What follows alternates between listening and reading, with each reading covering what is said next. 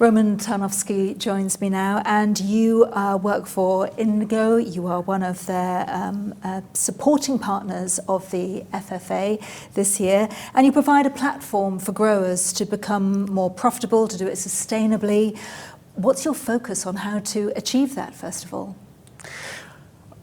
It's a few pillars to this. I think we've started the company by motivation of not only bringing the change to agriculture and moving agriculture to a sustainable world, but by making it farmer centric. And I think that's the key part, because what we believe in is that at the core, farmer does need to be incentivized. It doesn't need to see direct benefit of doing this. So we've built a structure, built a platform, built the programs that help farmers making the change, that help them access financial revenue for making that change through multiple ways.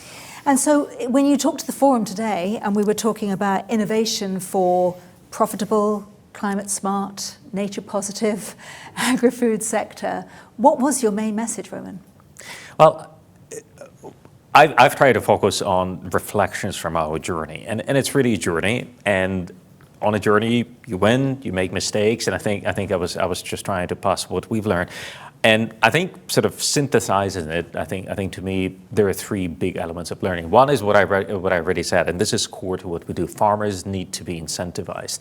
It's central to help farmers both make the change and, as importantly, to keep the change for the longevity. So having incentives for farmers is important. The second one, and I think it's particularly important when we think about it as an industry, we've got to design innovation for scale. That's one of the challenges, is that there's a plethora of pilots, but bringing scale to this is absolutely paramount.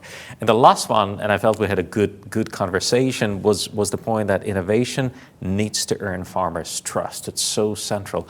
Farmers are entrepreneurs who take risks, but they also have very limited number of opportunities for profit. So we owe it to them to earn their trust. So they may be experts on their land, on their soil, but are they experts in digital technologies? And where does that fit into this conversation? First of all, I think farmers are fantastic to learn from. There's always a farmer doing something you never thought was possible. So it's like learning from people. And I think farmers are great entrepreneurs, and there's a lot from them. But I think this is part of designing for scale. You can do a lot of things on a single farm, but the power of designing innovation for scale is that every farmer benefits from their neighbor, somebody else being in the program. I think this is one of the elements that we try to bring as Indigo, is that by being part of a bigger population, you benefit. Your data collection becomes easier, so participating in the program becomes a lot less onerous. You actually generate more benefits from the same hectare or acre because there are more people. There's less statistical uncertainty.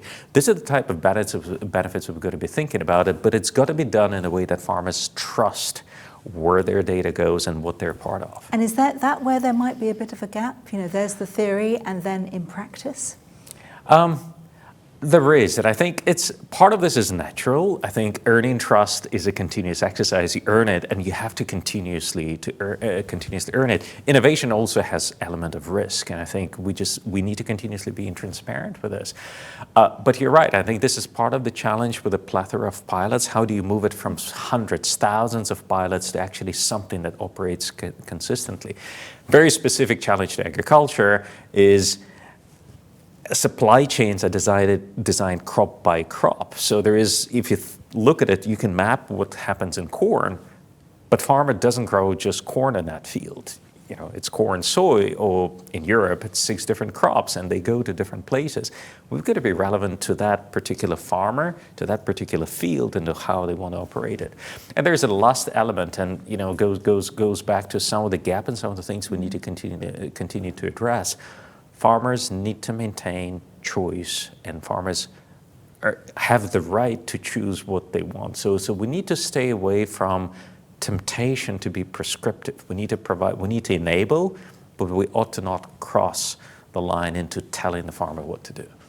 And what did you learn in terms of the voices on the panel and from the wider forum today? What really struck a chord and resonated with you? We had John Deere up there and spokesperson from Microsoft. What did you learn?